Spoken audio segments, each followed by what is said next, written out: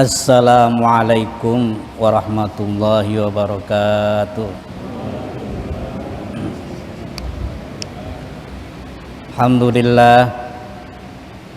Alhamdulillahi rabbil alamin, wal aqibatu lil muttaqin, wala udwana illa 'alal zalimin, wassalatu wassalamu ala sayyidina Muhammadin asyrafil anbiya'i wal mursalin wa ala alihi wa sahbihi ajma'in, amma ba'd.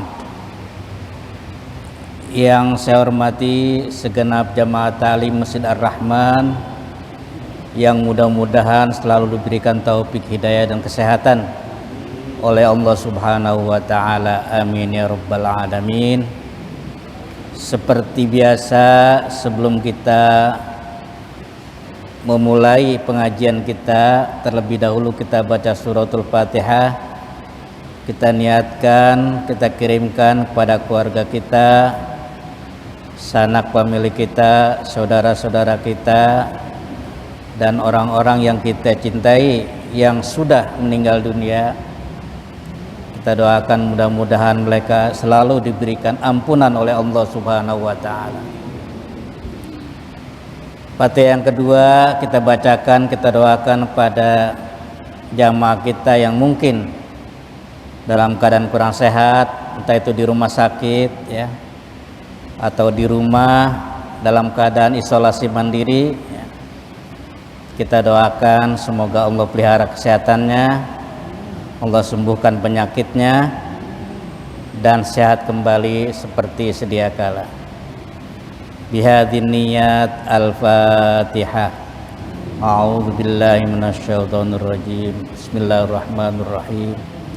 Alhamdulillahi rabbil alamin arrahmanir rahim maliki yaumiddin iyyaka na'budu wa iyyaka nasta'in ihdinas siratal mustaqim siratal ladzina an'amta 'alaihim ghairil maghdubi 'alaihim waladdallin. Bapak dan saudara-saudara sekalian, taklim kita pada malam Senin ini membahas tata cara mengurus jenazah. Karena sekarang ini banyak pertanyaan timbul di masyarakat akibat orang yang begitu banyak meninggal karena COVID-19 ya. Jadi banyak kuburan yang sudah tidak bisa menampung. Nah, itu bagaimana hukumnya? Kalau kita kuburin satu kuburan itu kita tumpuk, boleh enggak? Ya. Bagaimana cara menyolatkan jenazah yang banyak? Bagaimana niatnya? Ya. Bolehkah seorang Muslim yang meninggal dunia, kalau tidak ada kuburan, ya, tidak ada tempat lagi, bisa nggak dibakar?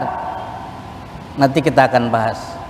Jadi pertanyaan-pertanyaan inilah yang mendorong saya untuk membahas tata cara pengurusan jenazah. Ya. Ini saya ambil dari kitab Fathul Qorib halaman 21. Tadinya saya sudah memberitahukan kepada ketua taklim kita akan membahas kitab Fathul Muin.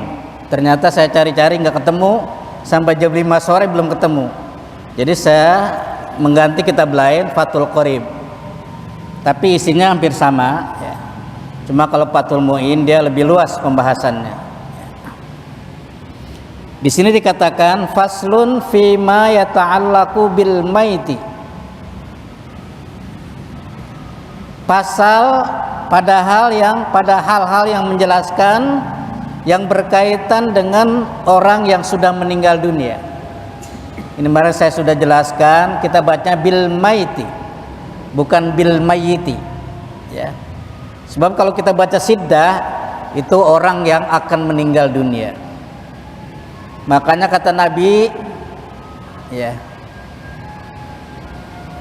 salat kamu atau kamu salat atau tidak, isma syi'ta, hiduplah kamu sesuka kamu, mesolat enggak, fa innaka mayyitun, sesungguhnya engkau akan meninggal dunia. Kenapa demikian? Karena kalau sudah meninggal dunia itu akan ditanyakan sholatnya. Karena kita sholat itu untuk kepentingan kita, bukan kepentingan Allah. Itu harus dipahami. Ya. Jadi Allah Maha Kaya. Di sini katakan faslun fima yata'allaqu bil mayit. Pada hal-hal atau pelajaran yang berkaitan dengan pembahasan atau mengurus mayit, orang yang meninggal dunia. Jadi kalau ada orang yang meninggal dunia, itu ada 4 kewajiban orang yang hidup. Jadi yang kewajiban yang masih hidup. Karena kalau sudah meninggal dunia itu sudah bebas ya dari segala kewajiban. Ini kewajiban orang yang masih hidup terhadap orang yang meninggal dunia. Meskipun kewajiban ini bersifat kifayah. Nah, ini saya perlu jelaskan antara fardu ain dengan fardu kifayah. Kalau kita sholat 5 waktu itu fardu ain, ya, sholat yang tidak bisa ditolongin oleh orang lain, fardu ain namanya. Sholat yang tidak bisa dibantu oleh orang lain. Kalau haji kita masih ada badal, diganti ya, yang penting kita ngasih ongkos ya. Tapi kalau sholat itu tidak bisa digantikan ya. Jadi kalau misalnya ada orang tua ya, sholatnya malas atau tidak sholat, tapi anaknya rajin, jadi kata bapaknya, "Betong, tolongin gua aja sholat." Itu nggak bisa. Tapi kalau disolatkan bisa. Nah, itu bedanya ya. Nah, jadi yang dimaksud fardu ain, kewajiban itu langsung dijalankan oleh yang bersangkutan. Jadi tidak bisa diwakilkan, tidak bisa digantikan. Nah, kita sholat 5 waktu itu termasuk fardu ain, ya. Dari mulai mukallaf. Jadi mukallaf itu orang yang sudah terkena kewajiban sholat, kewajiban agama, ya. Misalnya umur 10 tahun. Sampai kapan sholat? Sampai meninggal dunia. Itu fardu ain. Jadi tidak bisa digantikan. Jadi kata Allah, wa'bud rabbaka hatta ya'tiyakal yaqinu. Kata Allah dalam Al-Quran, sembahlah Tuhan kamu.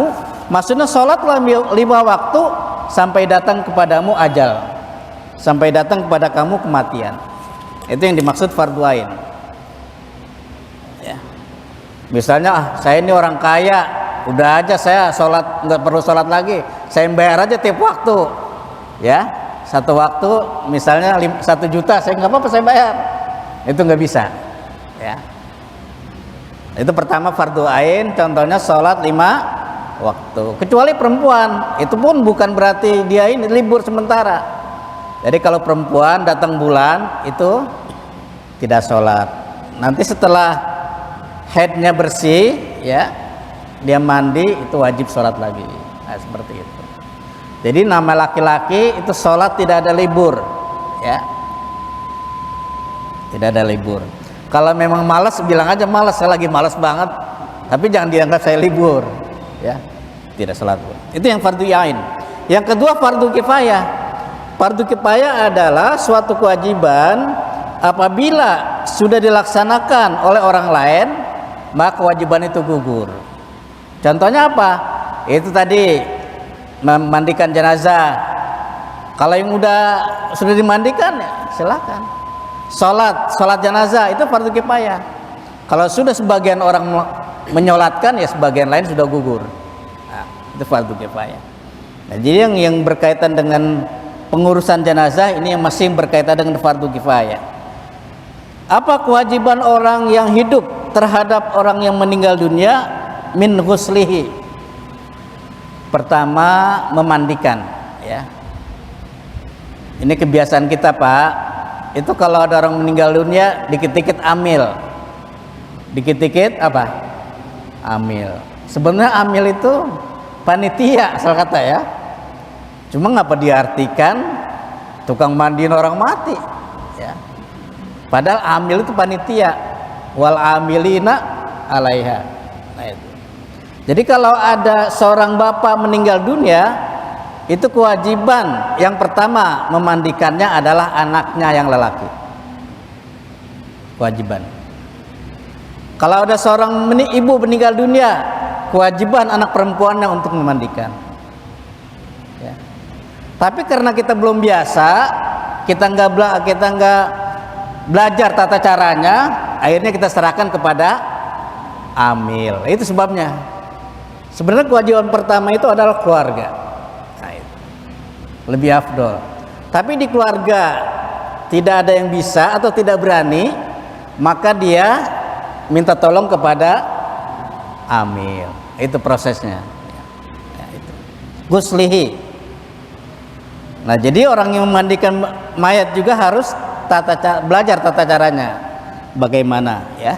Dari mana, bagaimana niatnya? Itu pertama, ya. Wa takfinuhu, membungkusnya. Nah, memberikan kafan, memakaikan kafan. Ya, kalau laki-laki itu minimal berapa? Berapa lembar? 3. Sekarang kain kafannya nggak ada, cuma 1, boleh nggak? Boleh, orang kagak ada lagi, ya boleh, ya boleh, ya itu sunnah 3. Sama apa seperti kita wudu, itu membasuh muka dalam mazhab Syafi'i, setiap anggota tubuh, setiap anggota wudu itu kita muka 3 kali. Padahal kita basuh 1 kali itu sudah sah, ya. Cuma kalau air banyak ya 3 kali. Itu karena dapat sunnah. Jadi basuh pertama kita wajib, itu basuh kedua sunnah, basuh ke yang ketiga apa? Sunnah. Jadi situ 2 kali sunnah. Ya, itu harus dipahami. Ya, misalnya nih air lagi dikit, itu kita sekali saja boleh. Ya, apalagi Pak kalau kadang-kadang di tempat umum seperti di masjid ya, airnya lagi sedikit, Jumat yang nungguin banyak, ya. Nah ini orang nggak belajar fikih, dia sendiri-sendiri Pak, air dipakai, basuh hidung dulu, yang sunat, airnya sini kehabisan waktu. Nah ini karena apa? Karena tidak tahu tata cara. Padahal yang wajib saja cukup. Kalau memang air lagi sedikit ya udah 1 kali cukup, sah, ya. Kecuali kalau air lagi banyak dan orang tidak banyak. Nah, itu harus dilihat kondisional. Ya. Wassalatu alaihi, salat. Nah ini Pak. Jadi bagi orang yang biasa imam ya, sholat 5 waktu, suatu saat nanti disuruh menjadi sholat imam, menjadi imam sholat jenazah, itu harus bisa ya. Jadi kalau mayit ini laki-laki bagaimana niatnya ya. Kalau mayit ini perempuan itu bagaimana niatnya ya. Kalau mayit ini laki-laki tapi ada 3 orang, itu bagaimana kita sholatkan sekaligus, itu ada tata caranya ya. Nanti kita akan pelajari ya seperti itu. Wa dafnuhu, dan juga menguburnya ya. Gini Pak, jadi ada pertanyaan. Sekarang ini hampir ratusan Pak orang yang terkena penyakit COVID-19 ini meninggal dunia, sehingga bukan saja penggali kuburan yang kewalahan ya, banyak tenaga kesehatan juga kewalahan. Tetapi pertanyaannya adalah, itu kuburannya nggak muat, itu boleh nggak satu lubang itu dikubur rame-rame, katakan 10 jenazah? Hah? Iya, itu boleh nggak? Jadi kalau tempatnya nggak ada boleh, ya. Kalau tempatnya nggak ada boleh. Ya. Cuma harus dipisahkan. Kalau memang satu lubang itu laki, ya laki semua. Ya. Kalau misalnya satu lubang ini perempuan, ya perempuan semua jenazahnya, boleh. Ya. Kalau udah nggak ada lagi, ya seperti itu. Sekarang ini kewalahan. Ya. Pemerintah kita kewalahan untuk menangani, termasuk menyiapkan lahan kuburan ya. Seperti TPU yang di Rorotan itu berapa hektar itu sekarang sudah hampir penuh, padahal baru dibuka itu udah penuh ya. Ya, yang nggak penuh cuma masjid aja, masjid ini masih kosong ya. Masih kosong, tapi kuburan cepat penuh ya sekarang. Nah, kita lanjutkan. Wa yalzamu ala tariqi fardil kifayah. Jadi kita katakan, jadi mengurus jenazah itu termasuk fardu kifayah, mulai memandikan, membungkus, mensolatkan, dan juga menguburnya ya. Fil mayit al muslim, pada orang yang meninggal dunia dia seorang muslim. Kecuali ada yang tidak disolatkan, ada juga yang tidak dimandikan tapi langsung dikubur. Jadi ada yang langsung disolatkan tapi tidak dimandikan lalu dikubur. Di sini dikatakan ghairul muhrim wasyahid. Jadi orang yang ihram, misalnya dia pergi haji atau pergi umroh, sudah pakai ihram ya, dia sudah niat lalu meninggal, entah itu penyakit atau yang lain-lain, maka dia tidak usah dimandikan lagi ya, tidak usah dimandikan tapi langsung disolatkan. Nah itu wasyahid. Nah ini orang yang mati syahid. Jadi orang yang mati syahid ini tidak perlu dimandikan, juga tidak perlu disolatkan, langsung saja dikubur ya. Apa syahid?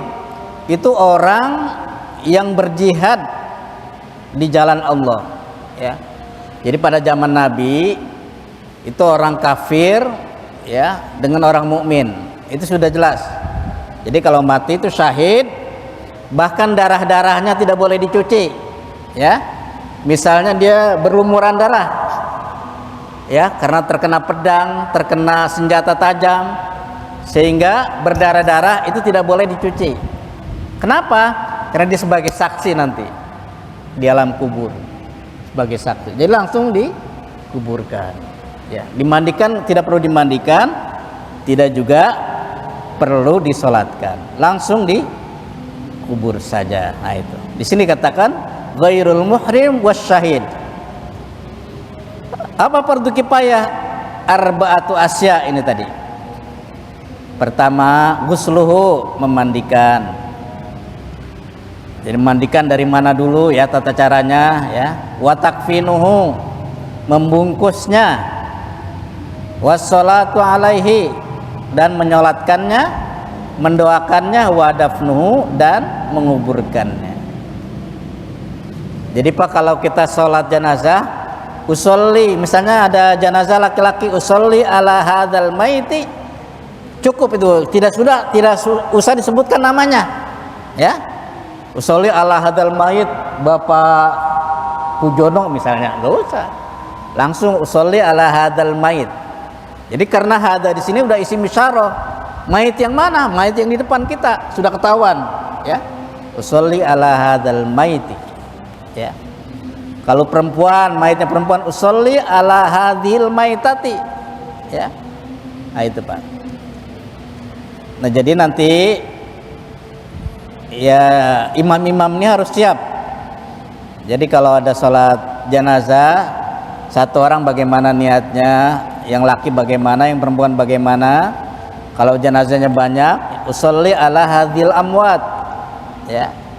Saya sholat untuk mait-mait yang ada di sini. Kalau misalnya laki 2, perempuan 2, 4 jenazah, kita sholatkan depan. Nah, itu namanya litaglib. Kita tetap dengan hadhil amwat. Saya sholat untuk jenazah atau orang yang ada di depan kami. Nah, itu. Ta'yinu alaihi ma dzukira wa ammal maitul kafir. Adapun orang yang meninggal dunia dalam keadaan kafir, pas sholatu alaihi haram, maka menyolatkannya adalah hukumnya haram. Jadi kalau di luar muslim itu kita tidak boleh menyolatkannya, harbian kana au dhimmian, baik dia kafirnya harbi atau kafirnya dhimmi. Jadi Pak, kalau misalnya negara muslim tapi penduduknya ada yang non muslim, maka orang non muslim ini dilindungi hak-haknya. Nah itu kafir dhimmi namanya. Dia mendapat perlindungan dari negara, ya. Wa yajuzu ghusluhu fil halaini. Nah itu. Dan boleh memandikannya dalam 2 hal. Wajibu takfinudz dhimmi, dan wajib untuk mengkafankan kafir dhimmi. Wadapnuhu, dan juga menguburkannya. Dunal harbi, tidak termasuk orang yang kafir harbi. Jadi kafir harbi adalah orang yang terang-terangan dia melawan Islam, hidup di negara muslim tetapi terang-terangan melawan pengusaha muslim. Nah itu. Wal murtad, orang murtad tidak disolatkan, ya. Misalnya ini sekarang Pak, banyak artis-artis pindah agama Pak sekarang ini, ya. Jadi agama seperti permainan saja, ya. Besok dia Islam, tahu besok ketemu pasangan lagi beda agama, dia pindah lagi agama. Itu banyak sekali, ya. Nah bagaimana keadaan seperti itu? Bahkan saya pernah baca di internet itu Pak, ada seorang artis habis sholat tahajud, besoknya masuk Kristen. Jadi apakah ini guyonan atau spekulasi, ya? Tapi yang jelas seorang yang murtad itu tidak boleh disolatkan, ya. Misalnya ada seorang bapak, ya, dia muslim, tahu-tahu akhir hidupnya dia murtad, maka tidak diwajibkan untuk menyolatkannya, tidak wajib, ya. Jadi murtad adalah orang yang keluar dari agama Islam, itu tidak ada hukumnya untuk mensolatkannya, menyembahyangkan. Nah, itu. Jadi di sini dikatakan wasani la yuksalani. Jadi orang yang kafir tadi tidak perlu dimandikan, wala yusalla alaihima, tidak perlu disolatkan. Nah, ini Pak. Dulu Pak ya, pada zaman Sayyidina Ali bin Abi Thalib, dia sebagai khalifah yang keempat, itu pernah ada kasus seorang yang sakitnya itu menular. Itu kalau dikuburkan juga dia masih menular, entah itu melalui air hujan dan sebagainya. Akhirnya dia berijtihad, orang itu dibakar matinya, padahal dia orang muslim. Itu kalau membahayakan, ya. Jadi kalau membahayakan itu boleh, jadi dilihat dari segi penyakitnya, ya. Kalau yang tidak menular tidak apa-apa, ya. Tapi kalau dikuburkan masih menulari juga atau memberikan dampak pada orang lain, itu kata Sayyidina Ali boleh dibakar. Nah, seperti itu, ya. Jadi ada pertanyaan begini Pak, Pak Ustadz, sekarang ini kuburan kita untuk orang-orang Covid itu sudah sempit, bagaimana kalau kita bakar? Nah, ini saya bilang kita harus berusaha dulu apakah benar-benar sudah tidak ada lahan untuk nguburin, ya. Sebab bisa saja misalnya kuburan ada, ya, tanah ada, tapi di suatu tempat yang misalnya kalau kita gali kuburan itu air keluar terus, ya, atau ada sumber air yang tidak berhenti-berhenti, itu harus dicari tempat yang aman, ya. Kalau di tempat lain juga tidak bisa, masih terbentur dengan, katakan air masih ada juga, ya itu boleh pakai peti, kita boleh pakai peti untuk disolatkan, ya. Tapi dalam keadaan normal, Islam menganjurkan supaya orang yang sudah meninggal dunia itu dikubur dalam tanah dan harus menempel ke tanah.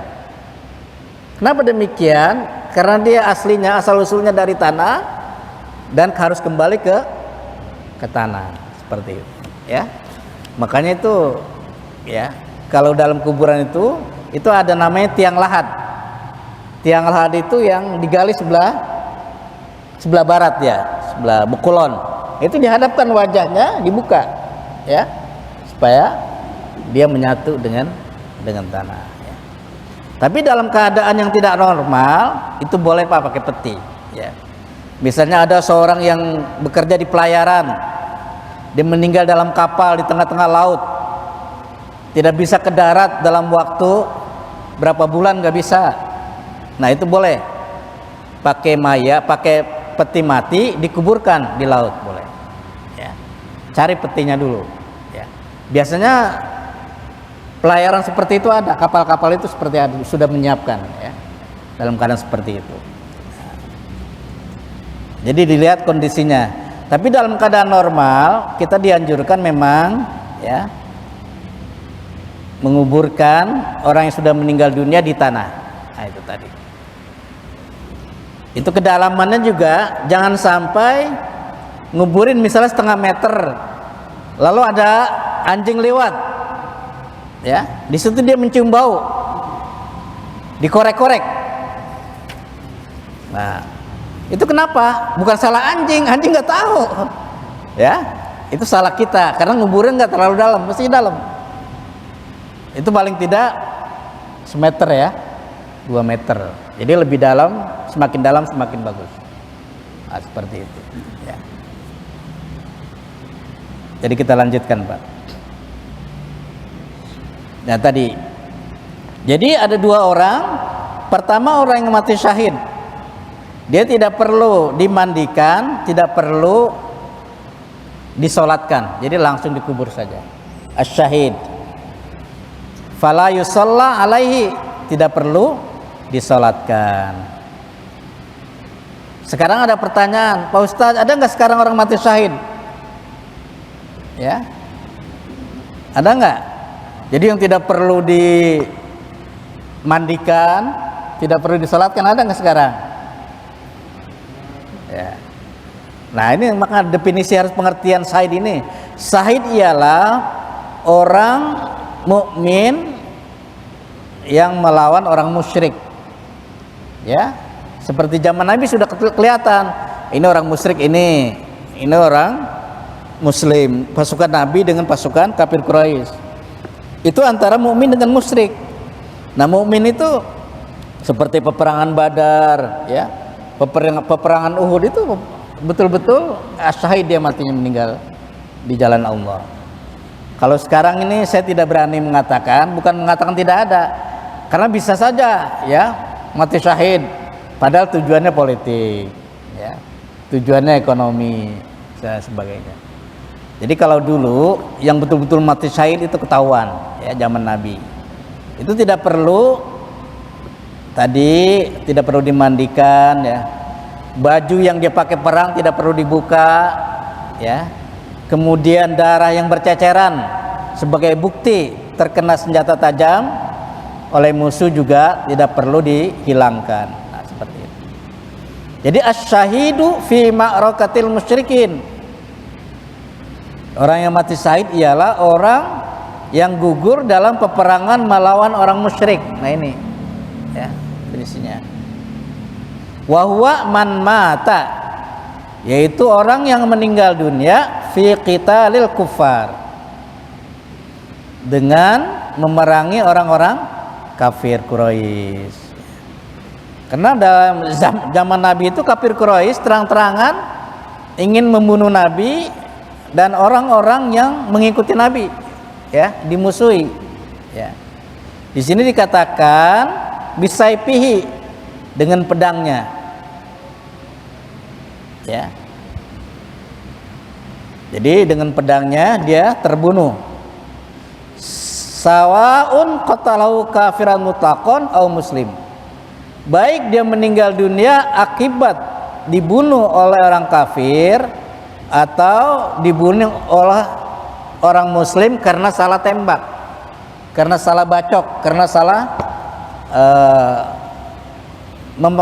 memenggal orang, salah. Itu dia termasuk syahid. Baik dia matinya di tangan orang kafir atau di tangan orang muslim sendiri, au khotoan, karena salah, ya. Au ada silahu alaihi, atau terkena pedangnya sendiri, ya. Jadi pas dia membunuh kafir Quraisy, ya, tahu yang terbunuh saudaranya sendiri, orang muslim. Nah itu mati syahid juga. Itu yang dimaksud adalah khotoan. Nah, itu, karena salah tadi. Dia termasuk orang yang mati syahid di jalan Allah, tidak perlu dimandikan, baju-bajunya tidak perlu dibuka, tidak perlu disolatkan, itu langsung dikubur. Ya. Ya. Jadi kalau orang COVID itu sekarang gini ya, misalnya orang yang memandikan orang yang COVID itu biasanya ada petugas khusus, ya, itu nggak sembarangan. Mereka diberikan alat yang namanya APD, alat pelindung diri, ya, pakai bajuan rapi, sarung tangan macam-macam. Jadi kalau dia mandikan jenazah itu dia tidak tertular karena sudah pakai alat. Nah sekarang bagaimana orang yang nggak pakai alat? Itu jangan coba-coba. Mana Pak Samsuri, ada nggak Pak Samsuri? Kalau orang nggak pakai alat, dia mandiin itu tertular, ya, nggak boleh. Jadi memang sekarang ini ada petugas khusus. Jadi kalau ada orang meninggal karena COVID, itu yang memandikan khusus, ya, mandikan khusus. Pertanyaannya gimana tadi? Perlu dimandikan apa enggak? Ya, kalau alatnya komplit, ya, alatnya komplit, itu mesti dimandikan, mesti disolatkan. Tapi kalau alatnya nggak ada, itu nggak usah dimandikan. Jadi lihat dulu alatnya ada nggak. Ya. Iya, sholatkan. Ya. Iya, ya. Silakan.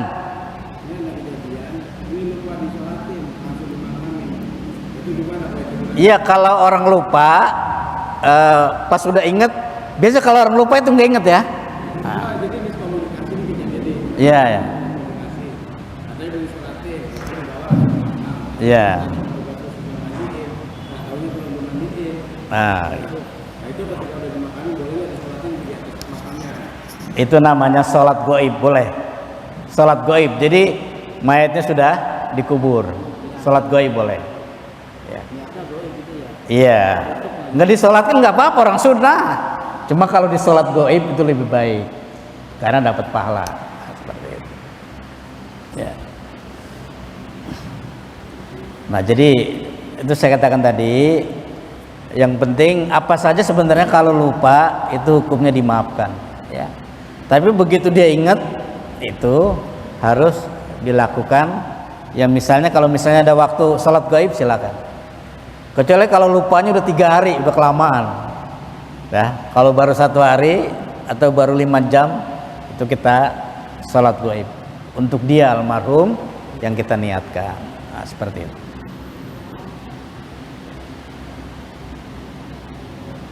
Nah itu Pak, nanti juga sholat gaib ada niatnya usolli alal mayit al ghaib, ya. Itu untuk sholat gaib jenazahnya laki-laki. Usolli alal mayitah al ghaibah, kalau yang meninggal itu perempuan, ya. Itu ada tata caranya, ya. Nah, sampai doanya nanti kalau perempuan Allahumma gfir laha warhamha wa'afiha wa'fu anha. Allahumma la tahrimna ajroha wa la taftinna ba'daha waghfir lana walaha. Tapi kalau yang meninggal dunia laki-laki Allahumma gfir lahu, ya. Dan begitu seterusnya. Itu mengikuti domir, ya. Dia aidnya kemana? Nah tadi jadi orang yang meninggal dunia karena syahid di jalan Allah maka tidak perlu dimandikan, juga tidak perlu disolatkan, tetapi dikuburkan, ya, langsung dikubur.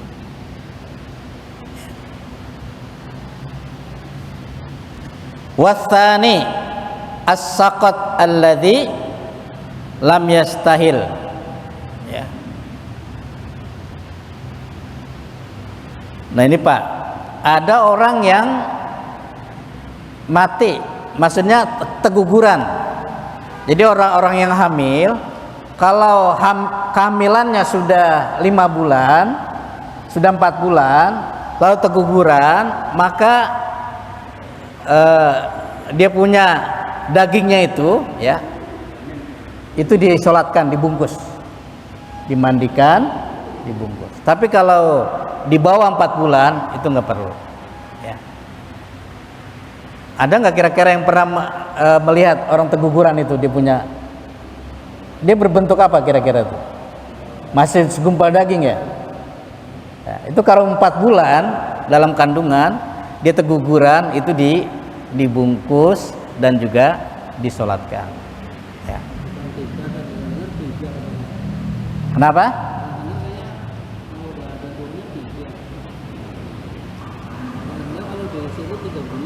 Ya, 4 bulan, ya, 4 bulan nggak ada, ya. Makanya kalau orang Betawi itu beda dengan Sunda, ya. Kalau orang Betawi perempuan 7 bulan, ada 7 bulan, karena di sininya 7 bulan, itu udah pasti ada ruhnya. Tapi kalau orang Sunda itu 7 bulan nggak ada, yang ada 4 bulan, ya. Jadi orang hamil pertama lalu selamatannya 4 bulanan.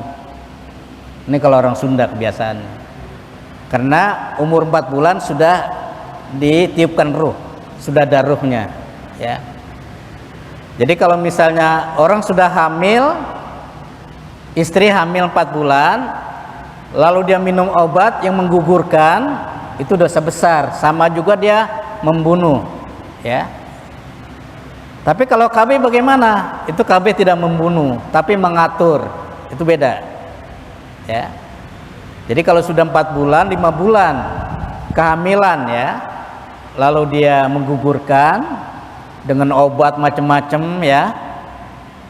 Karena banyak yang begitu, ya. Karena katanya bapaknya nggak ada, padahal ada, ya, cuma nggak bertanggung jawab. Akhirnya dia malu sendiri, lalu digugurkan. Itu termasuk bunuh diri, membunuh bayi, ya. Nah, itu. Jadi harus dibedakan mana menggugurkan kandungan yang disebut aborsi, ya, aborsi. Kalau di kita itu dilarang masih aborsi, ya, karena dalam agama juga dilarang.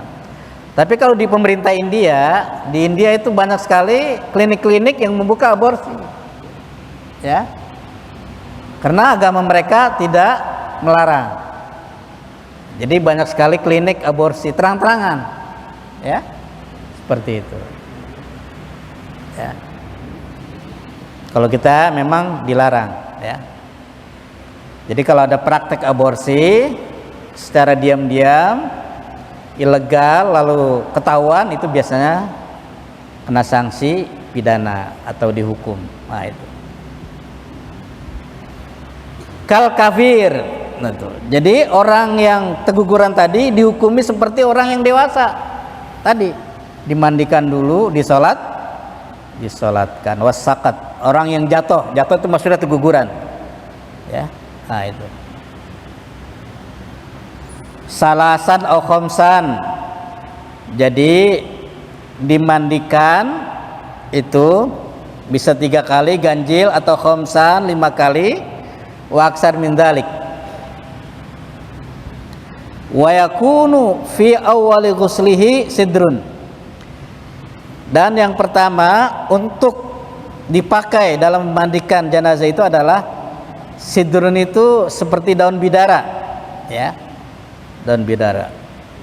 Au yusannu ayasta'ina al-ghasil fil ghuslatil ula min ghusalatil mayyit bisidrin au, di sini jinsihi atau sejenisnya.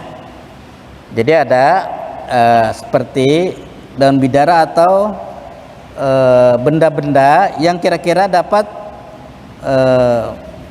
melembutkan, ya, melembutkan jenazah tadi, daging-dagingnya dan sebagainya. Nah, itu. Di sini dikatakan wa akhiruhu ghuslul mayit ghairul muhrim qalil min kafur. Ada kafur. Ya, kalau di kita nih kapur barus namanya, ya, yang baunya udah ciri khas di sini, ya. Wa yukfanul mayitu dzakaran kana au unsa balighan kana fi salasati aswab baid. Jadi dibungkus, ya, mayit itu baik laki-laki ataupun perempuan dengan 3 helai kain putih. Nah, itu 3 lapis, ya, 3 lapis. Wa takunu kulluha lafaib mutasawiyah. Dan semuanya itu dilipat dengan ukuran yang sama, panjang yang sama. Nah, itu. Wa kullu wahidatin minha jami'al badan. Sehingga semuanya menutupi anggota badan. Nah, itu.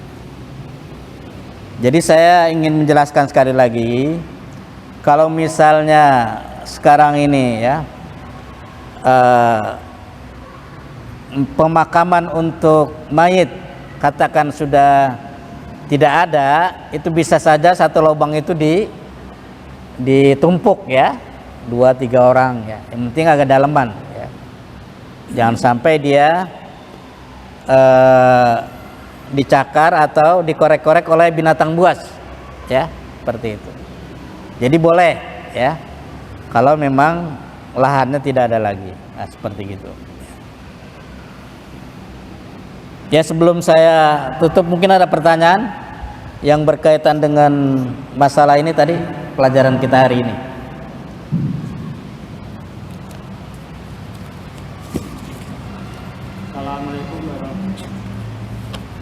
Assalamualaikum warahmatullahi wabarakatuh. Waalaikumsalam. Tambahan untuk ternyata kopi ini kan nggak ada. Boleh nggak makan itu di tingkat gitu kayak ada apartemen lah gitu kan, boleh nggak? Yang kedua, mohon saran Anda. Sekarang kopi itu pernah daerah sampai pemerintah tuh apa ya? Sampai melarang itu nggak boleh. Saya nggak boleh. Terus yang jangan kan sekolah kita bakar. Ya kan, kalau bahasa manusia itu berarti bahwa tidak kalah. Mohon saran. Iya.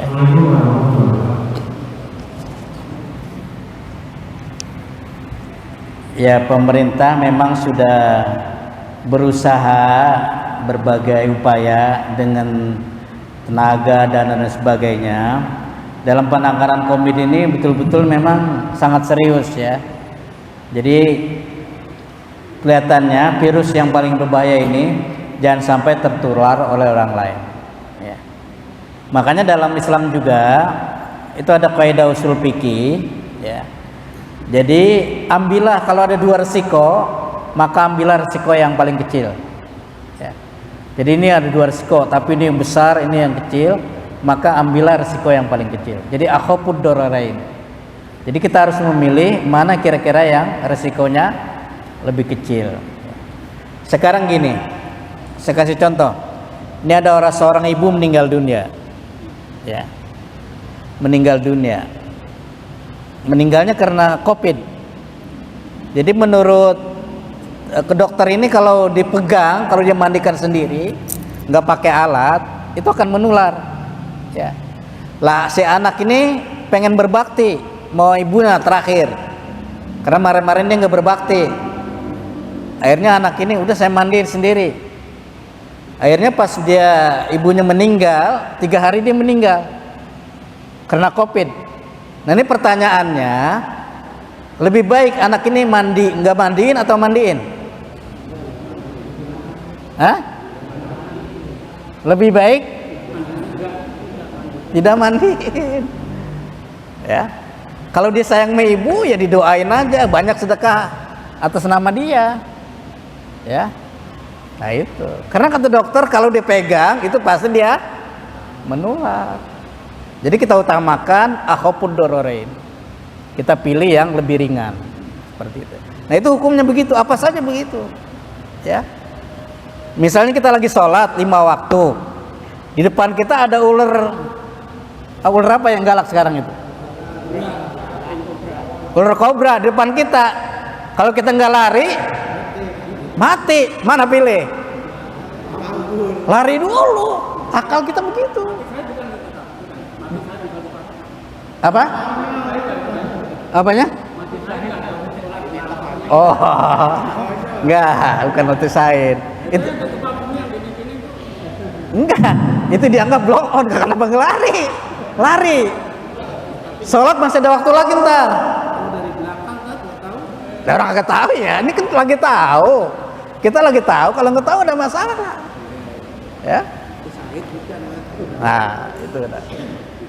Misalnya gini, saudara ini lagi duduk di jembatan, di bawahnya kali, belakang ada ular, di bawah ada ular, nggak tahu, tahu-tahu kita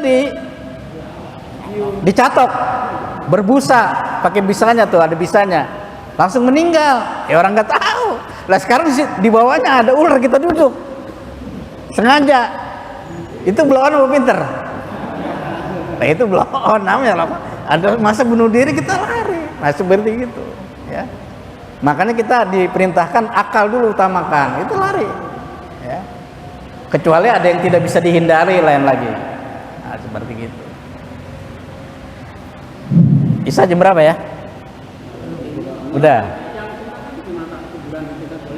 Oh kuburan di tingkat ya, kayak apartemen gitu.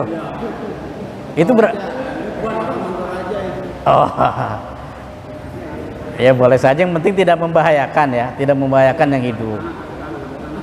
Ya tidak membahayakan. Itu kan kalau ditaruh aja kan dia meninggal juga karena wajar ya. Tapi kalau yang misalnya membahayakan ya lebih baik tidak usah. Kita ya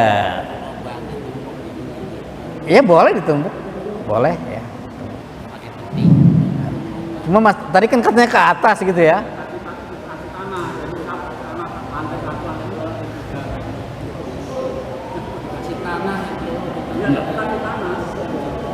Dikubur aja cukup, nggak usah langsung supaya muatnya lebih banyak. Oke, seperti itu. Iya ya seperti itu. Ya pokoknya begitu ya boleh kalau keadaan darurat. Tapi kalau nggak darurat, dalam keadaan normal tidak boleh. Makanya ada kaidahnya ad-darurat tubihul mahdzurat. Sesuatu yang emergensi itu boleh diperbolehkan. Dari saya cukup sekian. Walafu minkum. Wassalamualaikum warahmatullahi wabarakatuh.